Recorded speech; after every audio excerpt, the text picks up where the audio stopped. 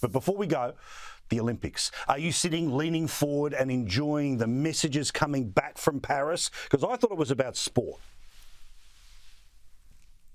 I'm so sick of Christians being the punching bag for every sporting event or leftist event. We're the one group who they feel absolutely fine attacking over and over in the most vile terms. And I know people have heard this before, but it bears repeating. Can you imagine if they had done what they did with the Last Supper, with Islam, with the Prophet Muhammad? There'd be murders. There wouldn't just be riots in the street. People would die. But you can take aim at Catholics and Christians because we're godly people who aren't going to take to the streets and shed blood over this kind of disrespectful, blasphemous depiction of the things that are important and sacred to us. It's absolutely disgusting. And you know what's such a joke is like they do this and parade all these naked, disgusting people. One guy actually showed a testicle. Okay, I don't need to see somebody's testicle when I'm watching the opening of the games with my children. Keep your testicles in your pants. They parade all of this out there trying to be inclusive. Inclusive of whom? The LGBTQ crowd, that's who you want to send a message to, which is what, less than 10% of the average world population.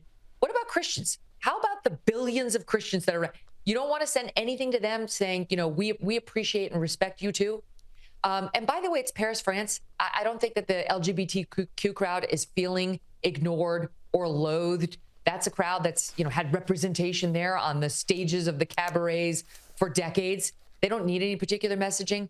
And so I do think the one upshot of having stuck the finger in the eye yet again of not just the Christian right, but the Christian community globally is as we go into an election year here in America, it gives the Christian voters yet another reason to consider whether they want to back these leftists who do not share the same values or worldview as just the normies who are remaining in America and worldwide.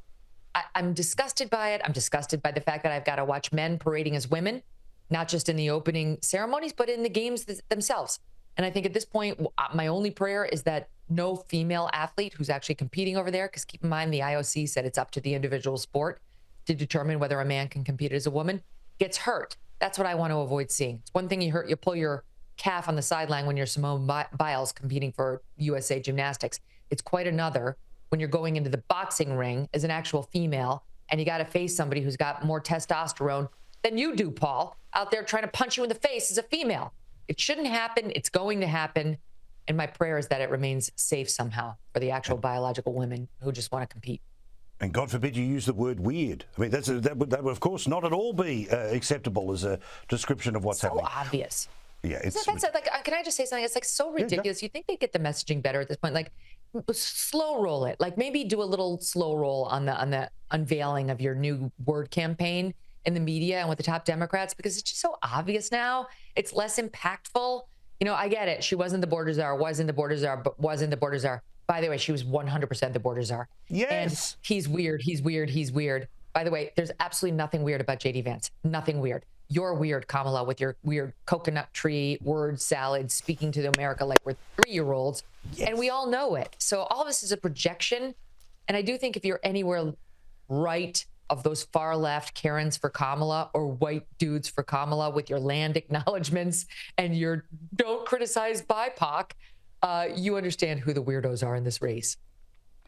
We love you. That's why you've got to check it out on SiriusXM if you've got satellite radio, otherwise YouTube, podcast, all the rest of it. Megan, you're the best in the business and we love talking to you each and every week. Thank you. Thanks, Paul. See you soon.